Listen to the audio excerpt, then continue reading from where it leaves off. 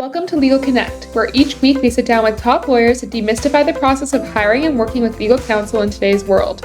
From navigating the legal system to understanding your rights, our expert guests will provide valuable insights and tips for anyone facing a legal challenge. So tune in, take notes, and join us as we explore the ins and outs of the legal profession. A quick disclaimer, anything discussed in the podcast is general tips and advice, not formal legal advice. Always consult a lawyer. Hello, everybody, and welcome to the Legal Connect podcast. We're super excited to welcome Chad Aboud to the podcast today. I'll kind of just start by Chad, hearing a little bit more about you and introduce yourself to the audience. For sure. Thank you so much for having me. So my name is Chad Aboud. I am a former General Counsel. I'm a former BigLaw lawyer. And actually today, while we're recording this, just a few hours ago, I actually announced the launch of my own business, which is a consulting and coaching business back to the legal industry. So it's a pretty big day for me. So I'm excited to be here, chat all about LawTeak and about the platform and also about the business that I've just launched. So thanks so much for having me. Yeah, congratulations. That's a big step, obviously, jumping, from being employed into starting your own business. And we'd love to just hear a little bit more about, what kind of people you're working with in your business and what kind of services you're going to be offering to the legal sector. Yeah. So, I started out in BigLaw, and then I went in-house to a large Canadian public company. And then I've been general counsel for until a few months ago, the last 3.5 years of an international tech portfolio. And I think what I found through all those experiences and, implementing legal tech was I'd always really gravitated towards why are there these gaps in the industry around bringing our individual talents? Why does everyone act the same, sound the same? I mean, we're kind of trained this way, but everyone's different. Everyone's a different human. And I felt like there was a gap around the human connection because we weren't tapping into like what makes us uniquely special. And so I noticed that. And then, as you guys have seen and so many have in the last couple of years, I noticed like the lack of technology and efficiency, like things were so manual, takes so much time. And so I was always curious about like the efficiency or the human connection piece. And as I grew throughout my career, I kept noticing it more and more, and the impacts being there's opportunities for a career, for more success, for more connection, for more fulfillment that are just being left on the table. But the effort is still extremely high and the demand is extremely high. And I think what we're seeing in the industry is lawyers are feeling defeated and unhappy, and they're working super hard, but they're not feeling fulfilled. And this dream they thought they were creating for themselves isn't always there.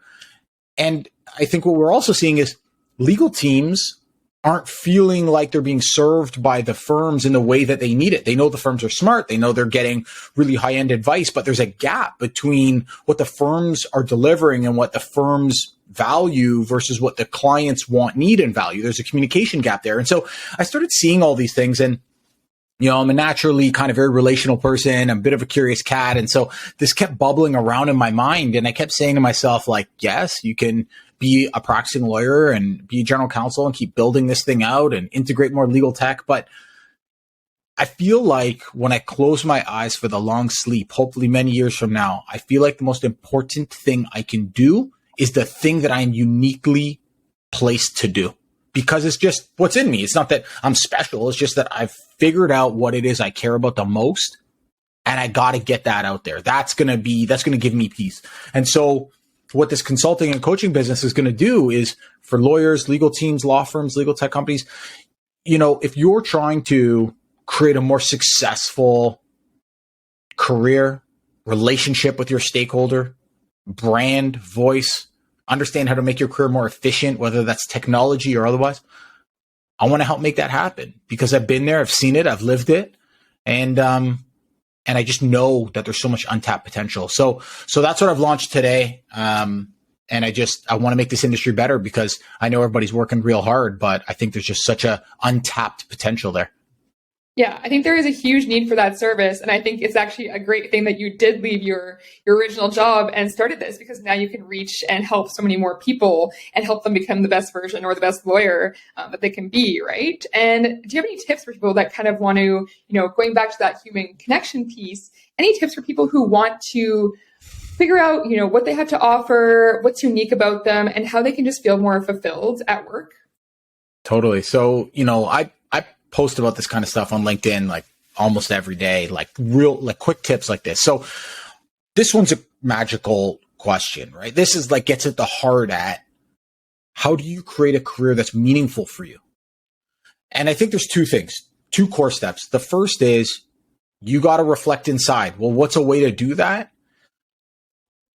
Pay attention to what you think about when you're not trying to think. We try so hard all day thinking about employment law or M&A or whatever it is you do. But when you're not thinking, what does your brain spin on? And I'll give you the example. For me, it's about two things. How do I help people find the most in themselves, and how do I make the path forward better? That's what my brain does all the time in every situation I'm in. Okay, is Rochelle having fun? Is this helpful for her? How do I make this better? Is this useful? Like, this is what my brain's always doing. And the reason why that matters, not because that particular thing is better or worse, but why I suggest it for other people is I get pretty good at it. Because my brain's always going. It's always learning. I'm always talking about it with people because it's what I care about. It's what I listen to in podcasts. So I become more informed about it. And so these are like natural traits, natural skills that you are building all the time because they come from inside you. It's your purpose. It's easy for you. It's not work for me to think about that. So I think that's the first part is you got to pay attention to what you're thinking about when you're not thinking. You got to capture that. You got to write that down. The first answer is probably not the answer. It doesn't need to be the answer. You keep going until something starts telling you it's a little bit of an uncomfortable, warm feeling. And it says like you're onto something and it's a bit odd and it's not what you thought you were supposed to do in your life maybe, or maybe it feels a little bit different, but there's something there. So that's the first part. Second part is once you have that, and not many people even do that in my experience, like that's a bit of a, like, feels like an existential journey. But once you do it, don't sit on it. You got to start sharing it. And so for me, it wasn't like I created this LinkedIn thing overnight. Like this idea had been bubbling for 15 years and maybe 18 months. And I had been talking about it on and off for 15 years, but maybe 18 months ago, I started saying to a few people that are very close to me, for some reason, I'm weirdly passionate about helping this legal industry this way. It felt weird to me at the time. I was like, why am I doing this? I'm a general counsel. Who cares? And people kept pushing me and they kept saying, that makes sense. And when I heard someone say that this off-the-wall thing made sense, meanwhile, I had made this career that was exactly what I thought I was supposed to make, I was like, there's something. If people are naturally saying to me, makes sense, I got to hold on to that. So you got to start telling people. Tell a few people and tell a few more. Then start telling your social media platform of choice. Mine's LinkedIn. And then if you are real, it will start getting reflected back to you. And you will refine it because people will feel it. If I post about something I don't really care about, the engagement is way different than if I get hit with something and I'm like, this. Yeah, I want to kind of return to the idea of social media and how people can take what they're learning there and what they're developing those skills with you and how they can apply that to social media. Because a lot of lawyers I see out there, I don't think they're super confident speaking on social media. And why do you think that is? Why do you think that barrier is there? Yeah, I think you're right. And I think it's a few things. Whenever I encourage someone to start reflecting what they've captured and pushing it out there, they think, I'm going to get fired. I'm going to breach some confidentiality. I've got to talk about my kids. Like, none of that's true.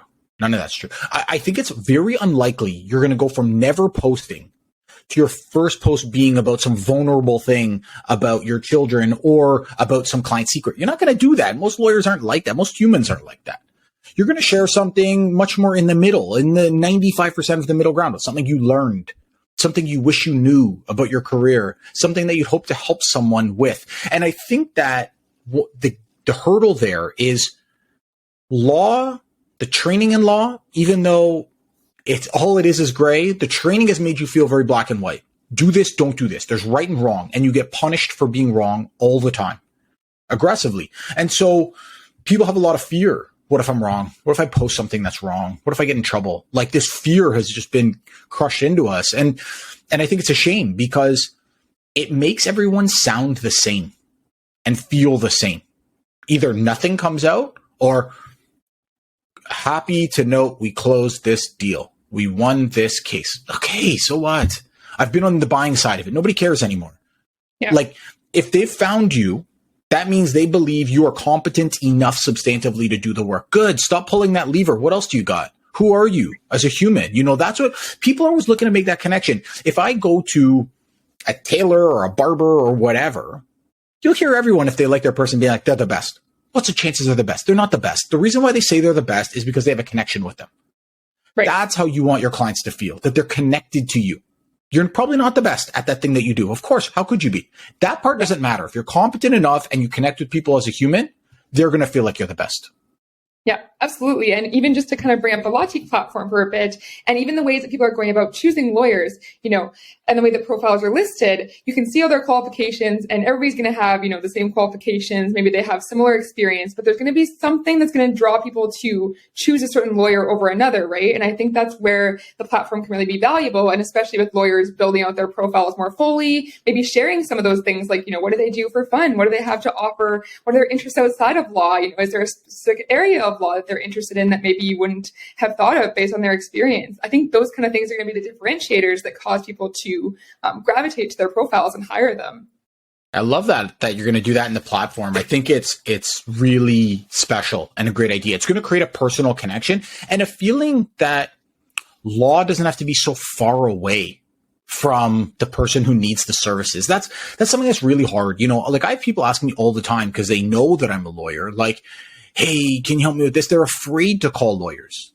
They're afraid to feel that they don't know what they're talking about. Of course you don't know. That's not your thing. If you didn't grow up in law, of course. It's just like I don't know coding. I didn't grow up as an engineer. I didn't grow up as a software architect. Of course. Lawyers who want to sell to individuals or to small businesses, like you gotta be human. You gotta let people know what it is you care about so that they can bond with you. And if they bond with you, if they feel like they can trust you, they're going to want to work with you. So I think it's remarkable that you guys are going to do that. And I don't really know. I haven't really had that experience where on a platform like that, there's kind of an opportunity for a personal connection element. I think it's a great idea. Yeah, absolutely. And I think what you're describing in the services that you're going to be offering, it sounds like it could transcend a lot of different industries and fields outside of law. Do you have plans to eventually, look at other industries, or are you just focusing on legal specifically for now? It's funny that you say that because I find maybe like every other post that I put out on LinkedIn, I'll get like architects or finance people or someone writing me being like, hey, this applies to us too. I 100% know. I totally agree. This is just humanity 101. I happen to speak to the legal industry because I'm a lawyer, and for the same reasons I just said, there's a connection there. I'm a lawyer, people listen to lawyer, but this is just human nature. Like this is just being able to let someone know, I see you, I get you, I appreciate you. Here's how, I want to help you. That's beyond the pure technical. Like, I don't understand why everyone's trying to win on one lever. I'm the smartest. First of all, not true. Not everyone can be the smartest at the same thing. Impossible. The word doesn't work that way. It's a comparator word. Secondly, 99% of legal things do not need the smartest person. They need someone who's competent in what they do. But more importantly, they need someone who cares.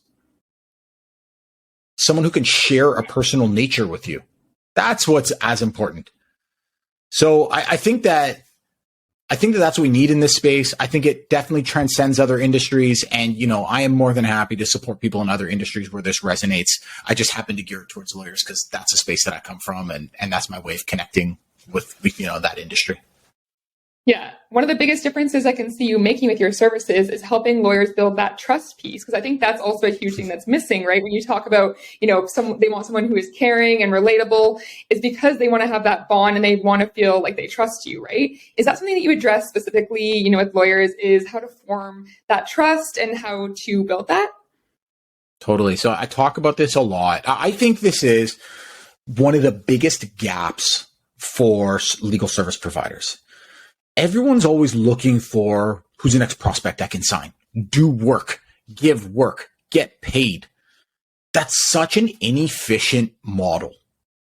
Like, why would you want to scramble to do one-off wins for new all the time when it's so much easier, more financially rewarding, and more fulfilling to provide a personally connected service where you don't feel like things are a one-off. You build a rapport that's super sticky because you have a personal bond. And not only can you grow the basket spend of your client because you have a connection, not only are they a repeat customer, but they are free lead generation for you.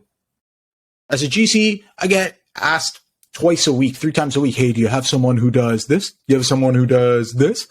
And, if you have clients out there being like, yeah, you should use this person. You should use this person. You're not even doing that marketing work. You're not spending the money. You're not spending the time. You're not spending the energy. You're doing your hobbies. You're with your kids. You're with your friends. You're with your family because you offered your service in a way that was really focused on the connection along with the work. And so, what I say to people is whatever you think you want, give that first. You want a new client? Give a reco for someone else. You want a new job? Give someone a recommendation on LinkedIn. Whatever it is you think you want, give it first. That's the model that I've taken, and it connects you with a community of people that will lift you in a way that is impossible when you're out there scrapping it on your own and not trying to lift others. Yeah. It's kind of that whole idea of what you put out there in the universe and what you put into the world, you get back tenfold, right? That's totally, it's exactly been my experience. Yeah, I think that's great that you're teaching lawyers to do that because I don't think there's enough of that. And I would love to see more camaraderie as well and just have more people building those referral networks because it benefits everybody, right? Totally. So here's the fastest way that you can see that where this happens. So I never really saw this happening in kind of my pre-LinkedIn, pre-COVID, very local in-person career. I never saw this happening really. I go to LinkedIn during COVID and started building my own brand, but I built my own brand mostly because I saw people, some lawyers out there being selfless and giving amazing ideas and tips and referring people and connecting people. And I was like, this is what I love, And so if you start getting involved in that world, in that community, that's an extremely supportive community. And you will get opportunities to collaborate on things, be involved in things that you would never get otherwise. And it's been in my exact experience. Someone wrote me today, I launched my business and people are, hey, do you do this? Do you do this? Someone, hey, do you do legal design? This is becoming a big thing for like LinkedIn content or for producing documents. And no, I don't do it. But you know who's a legend? Sarah Weiss. So she's amazing. You should go to her. When you get into this world of lifting other people, you have a whole army of folks out there advocating for you. Yeah. I do find that is one of the great things with the LinkedIn platform too. And I do feel like it's a little bit unique in that sense compared to other social media platforms. And I think part of that is because it is tied to your professional profile. So what you say and what you do and the things that you put out there, are a lot more closely tied to your identity versus platforms where maybe you're a bit more anonymous, right? So I think that's just the nature of the platform now.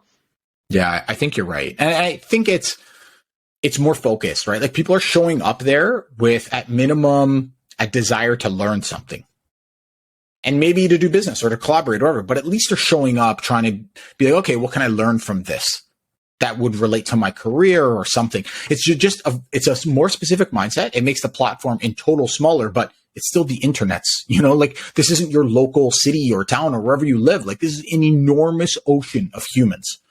And they're all showing up with generally quite a supportive, collaborative thought process where everyone's trying to share ideas. And I think that for any lawyers out there and there's most who have never touched it beyond scrolling, you will get so much out of engaging, supporting other people's posts, and then posting. You don't have to start out of nowhere. Just support other people's posts. You start doing that, you'll start getting into a rhythm and you'll open up opportunities you would never have expected.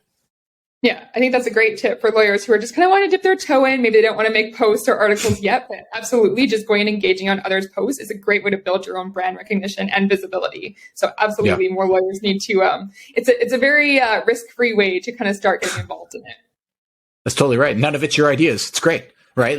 You can leverage my content or anyone else's content. I'm the one who put the effort into create. All you got to do is start off with then use half a second more, move your thumb over to celebrate or heart or insightful, then use 4 seconds and use the automated nice post, Chad, then use 10 more seconds and write something personal. And then you'll get to we're adding thoughtful things saying at Rochelle, you'll love this, check this out, connecting people. It's a gradual progression. And the more you give, the better it is received and the more attention people pay to you. And the reason why this is true is all you got to do is flip the roles. Imagine yourself as a content creator.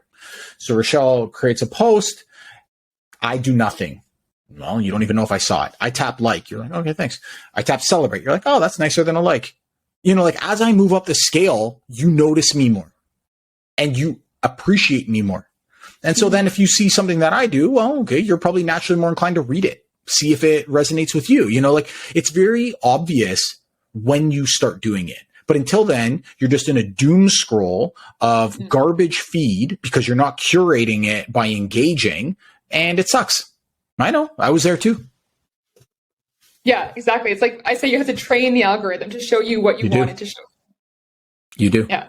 And similarly, on the topic of social media, I'd love to talk a little bit more about tech, because obviously you have this very impressive background, working with different tech companies and managing these large portfolios. So I'd love to kind of switch into some of the things you think are going to be really relevant for lawyers to get on board with in the next few years. I know there's a lot of talk about artificial intelligence right now. We have OpenAI and ChatGPT and all these things coming out. Mm-hmm. So where do you kind of see the biggest advancements coming up, and how can lawyers kind of adapt to it if they're newer to technology in their practice? Yeah, and I think this is going to be a big thing for the industry. And so I guess, kind of my high level thought on this is like there's two options here. Like technology is coming in force in a big way in the next 12 to 36 months. And so you kind of have two options right now. You can either be proactive on this thing, and I don't mean you have to become like an AI scientist overnight. No. Like we'll talk about how like early steps it can be, but becoming proactive so that the gap in your experience and knowledge isn't too big by the time 3 years from now. So when 3 years from now happens, there's going to be a much bigger kind of table stake expectation about tech you've used and how you understand it. That gap could be a bit, frightening. So I would say that like be proactive about it. If you are not, the reactive part's going to get you anyway because it's happening. And so, when I think of, I implemented contract generation. So it was automated SaaS agreements that were generated between our CRM tool that we used and our legal tech tool that was integrated with it. And then it was integrated with other tools like the finance team's NetSuite tool. And what we did was we used our CRM tool, Salesforce, as a source of truth, which it was meant to be anyway for all of the thousands of clients. But then we used that to generate contracts that legal did not have to touch. The business teams had the power to do it because it was all through drop-down fields that were permitted. And then that gets generated for an e-signature, gets saved back into Salesforce. It kicks off all kinds of workflows. Like this sort of technology is going to become table stakes pretty soon. When we implemented it, kind of 2.5 years ago, okay, maybe it was a bigger deal and it was massively successful, but this is going to become table stakes to do contract generation, simple contract generation, and have that data. I think it's going to be basic, And so I think from the corporate side, that's going to be pretty basic. On the AI side, we're going to see tons, right? ChatGPT is amazing, and there's going to be lots of stuff like this. I wouldn't even get so stressed about it. I would use it for fun if you want to use it for fun. I wouldn't get so stressed that that's going to replace you. I wouldn't get stressed about contract generation is going to replace you. You know what I say about that?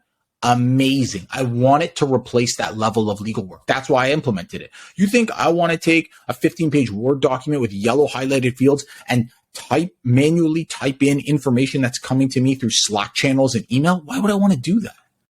That's not what I was trained to do. I want all of that work gone from the profession. And if I'm any lawyer out there, I would want all of that eliminated from my life, because then your brain capacity frees up to build relationships, work on high value projects, this sort of thing. Why would I want to hold on to that work? I wouldn't. Yeah. So I would say proactively get there. That's exactly what I was thinking, actually, just thinking back to your services and what you're going to be offering. That's going to be more important than ever, because now when we got to the point where AI can take care of some of those more procedural things, and you don't need lawyers who are necessarily the best at generating contracts and all these things. What you really have to rely on is your personality, your connection with people, right? Totally. So I think your service is going to be even more important once that AI piece becomes more prominent.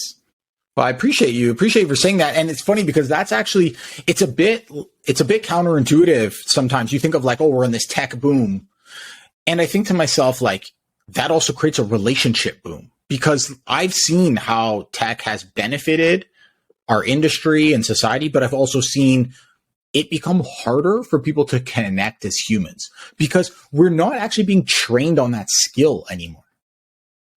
And bonding with people is a skill. And so if you move simply to the data points and the tech only, which that's going to be so predominant in every industry, eventually everything, a lot of it's going to be commoditized, right? So then when that commodity piece falls away, what makes you different? What, saying you're the best, saying you're the smartest? We already know it's not true because nobody can be. So other than one person somewhere. So what are you going to do? What other levers are you going to pull? And so that's why I think like bringing in this kind of human connection generated business is going to be as important as understanding technology. Yeah. I absolutely love that term relationship boom too. I think that's something I'd like to hear more of, especially in your marketing. Yeah, I think it's a great question around how do we start training people and when do we start training lawyers around the personal connection? Because it was actually one of the reasons why when I was in law school, after my first year, I decided to do the joint program with the MBA side of the university, because when I was there, and I think it's still pretty true in most law schools, is you can do 100% finals for most classes.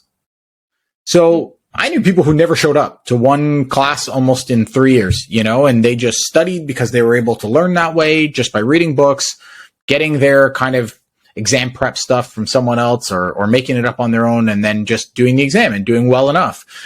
And for me, like, it's not interesting to me. So I was kind of in that model and I was saying like, this cannot be the way that lawyers really work in the real world. Like they must have to work in teams with people who are different and with clients that are different and difficult and fun and not fun. Like it must be like every other industry. And so that's why I actually did the joint program, was because I knew the MBA program was a bit more around like, here's a case study of something that happened recently. And you got to get into a team of 4 and everybody's got to do a different thing. And then you got to present on it. And that just felt more real to me. So I think law school, over the last 15, 20 years has improved. It's a bit more experiential. There's more, but I think there's still a long way to go. And so I think there's a piece there for sure. I think really on the law firm side, because that's where most law students end up getting trained in their initial days, there's got to be a lot more training there. And I think what's happened is we've become so focused on technical skills and superior technical skills. Listen, most legal buyers, they can't really tell like around the margins. That extra 10% takes all of your time. It's like, is it really relevant all the time? Do legal teams even need it, want it, understand the value, appreciate it? It's all over the map being on the buy side around whether that's of any value. And so then, but if you do that, then you never ever train on the humanity piece, on the bonding piece.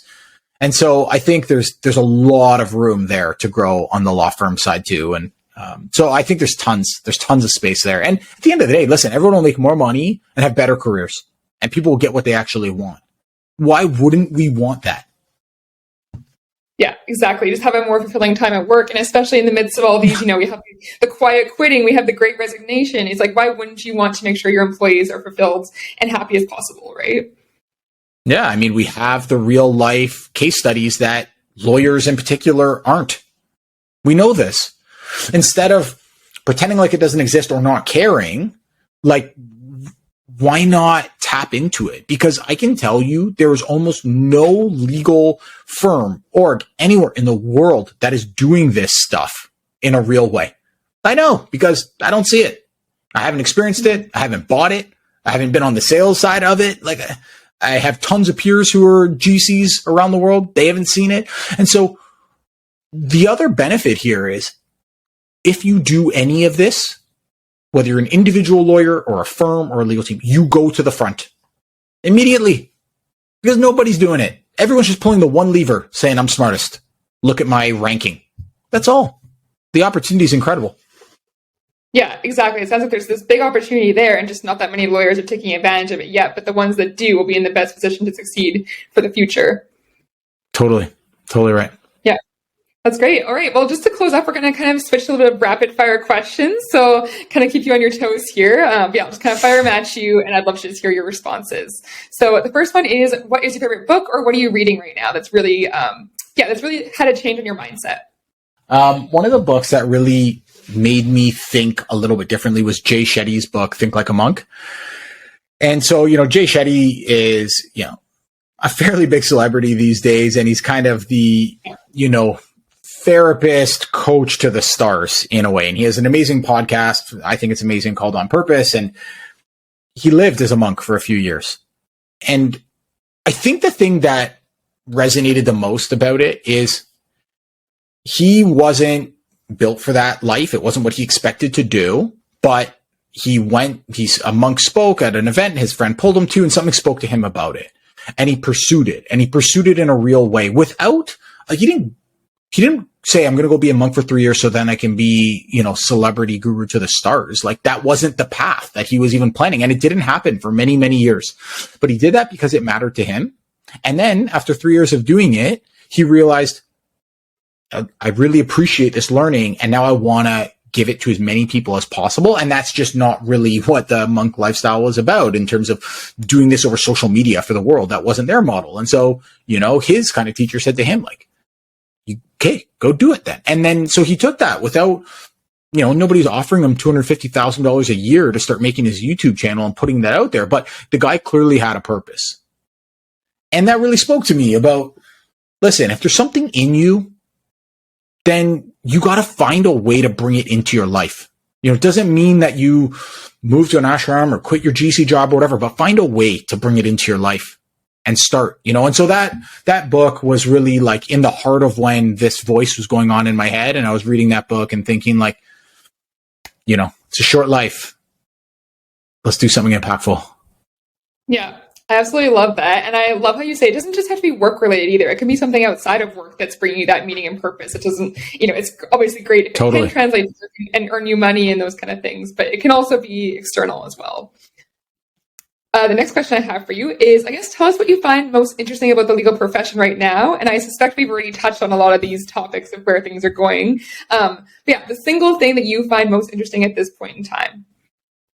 I think the most interesting thing is lawyers starting to share their humanity a little bit. We're just seeing the tip of it, and you see it a lot on LinkedIn and, some on TikTok as well. And I think it's pretty cool because I had given up hope a little bit in my, first 5 or 10 years that like, was this ever going to be possible? Or did we all just have to act the same forever, knowing that everyone is different underneath? And the problem with feeling like you got to act the same, if you do that for a decade or two, a little bit of you kind of just becomes the same. You kind of forget who you were a little bit. And I was fully in that world, and so I love that. I love that it is happening. I love that I'm starting to see it on those platforms and people just being who they are, and the world didn't fall in on them. In fact, their careers have typically gotten much better for them, like opportunities have come up or whatever it is that has actually been very purposeful and successful for them. So I think that's the most interesting thing to me that's going on right now. Yeah, I see you as even being an inspiration or a model for people that want to maybe go on that journey because they can see where you started and where you are at now and how you kind of created this coaching business. I think that would even be inspirational for someone who wants to kind of get started with that. So congratulations to you on that. Thank you. The last question I have for you is, what resources would you recommend for someone who just wants to learn more about all of this humanity aspect? Is it certain perhaps websites, speakers to follow aside from yourself, of course? What are the best resources out there for lawyers who really want to make this shift in their career? Yeah, I think if you're trying to figure out what's next in the industry, from a technology perspective, if you're trying to think about how to create a new career or community for yourself, like I would say LinkedIn's the best place. I think TikTok probably has the most creativity you're going to see out of lawyers, but I don't know if I think there's the same community opportunity and collaboration opportunity building there. So I would say go to LinkedIn, and there are so many incredible voices. Like, obviously what you guys are doing at Lawtique, you're trying to build, you are building a platform that's going to make legal services more accessible. And I think that's a beautiful thing, and I think it's going to be more reachable, more accessible, more easier to understand for people who right now don't feel like they have access or understanding to what they should and deserve to know. And so I think that's a beautiful thing. So, there's platforms like yourselves. I think there's individuals that are all over the legal tech space. Like a couple names, if you just want to learn about legal tech every day, here's like 3 off the top. Colin Levy, who's at Melbeck. The guy gives legal tech tips pretty much every day.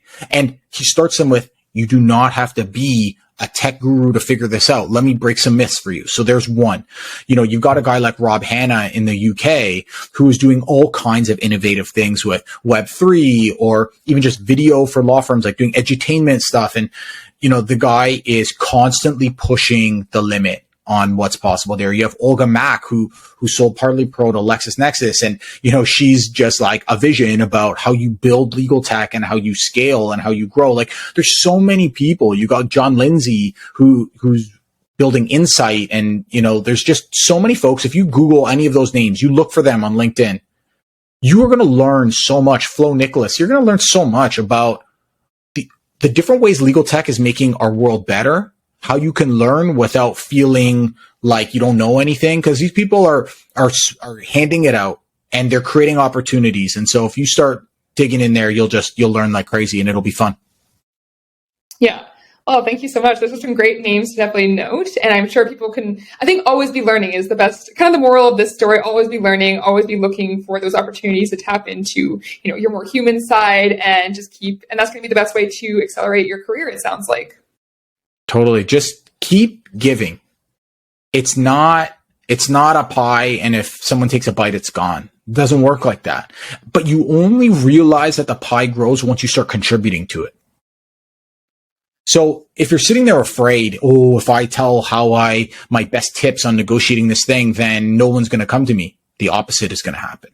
If you start telling people your best ideas about how you work with clients on deals, people are going to see you as a very knowledgeable, reputable person, right? They're going to trust you. They're going to get to know you. And other people are going to want to collaborate with you. They're going to want you to write articles. They're going to want you to do speaking events for them. Like, your world grows. And I think that's one of the biggest things that stopped lawyers, is that they think if they share something, that's their special sauce. It's not. Your special sauce is who you are. So be curious, have humility, be selfless, share who you are, and your world expands. I think that's a beautiful sentiment to kind of leave this episode off on. And thank you so much, Chad, for coming on here. I know I definitely learned a lot of things and kind of changed how I even think about how lawyers interact with their clients and with each other as well. I'd love for you to kind of plug your new business. How can people connect with you? I'm sure you'll get a flood of inquiries after people listen to this episode, hopefully. Where can people find you? Social media as well. For sure. So you can definitely find me on LinkedIn, Chad Aboud, Aboud, and you can also find me at my website, which is just www.chadaboud.com. And you can see, the services that I'm offering there. And I guess what I would say the most important thing for folks is, like, you don't have to go from 0 to 100. Don't let that feeling stop you. Take the smallest step. Google any of those names that I put out here. Just start to get a little bit more comfortable. Start to see what's going on. And if you just do a little bite every day, you'll be able to take massive steps. Don't let that fear stop you that I don't know that thing today. It's okay. Nobody else did either. So just little steps at a time. Yeah, excellent. Well, thank you so much, Chad. And thank you all for listening. And I hope you all have a great rest of your week. Thanks for having me.